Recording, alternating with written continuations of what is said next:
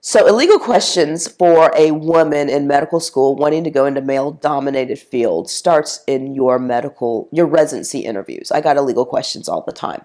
And I had a mentor, he was an orthopedic surgeon, and I, at one point in my life, wanted to go into orthopedics, which is a very male-dominated field.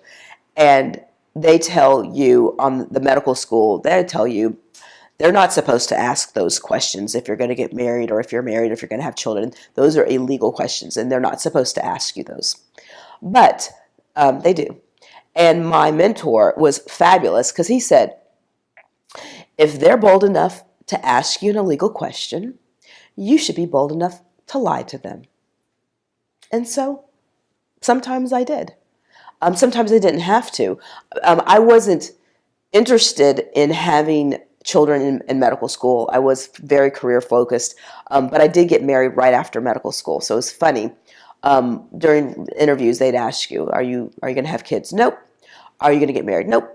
You know, because what? Yeah, I want to get married, have kids, and settle down, and then, you know, do surgery part-time. That's not the answer that they want to hear.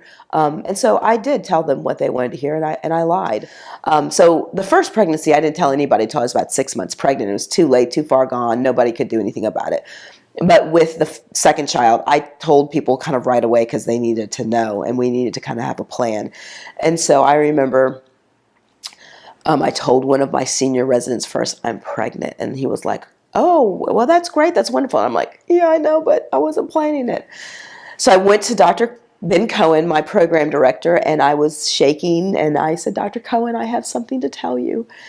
And he said, yes. And this was maybe a week or two into my plastic surgery residency. And I said, I'm pregnant.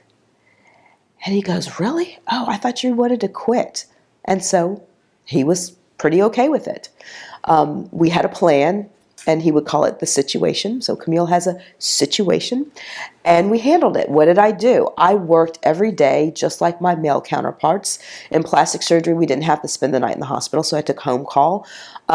Each resident takes a turn, a rotation every other weekend taking call, and I knew my due date, and I took all of my call in advance. So I took extra call. I took call straight for 2 or 3 months because I knew that I didn't want to take call if I didn't have to, because chances were I was going to have another C-section.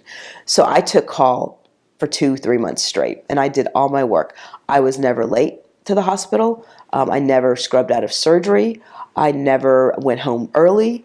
I worked, and I never wanted anybody to say that I got off easier or I didn't pull my fair share of weight because I was pregnant. I didn't let that affect me. I have the second child. I take a month off because I was able to work that out in the residency program. It was an easy month to be missed and to be gone because it affected nobody. And then I came back after 1 month and hit the ground running, and I'm back to 12-hour days, 14-hour days in the operating room. And during my residency, I will tell you, the residency came first. My family did not come first.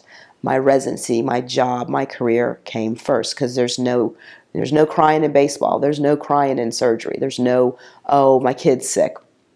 It really doesn't go over well because you have patients that are depending on you.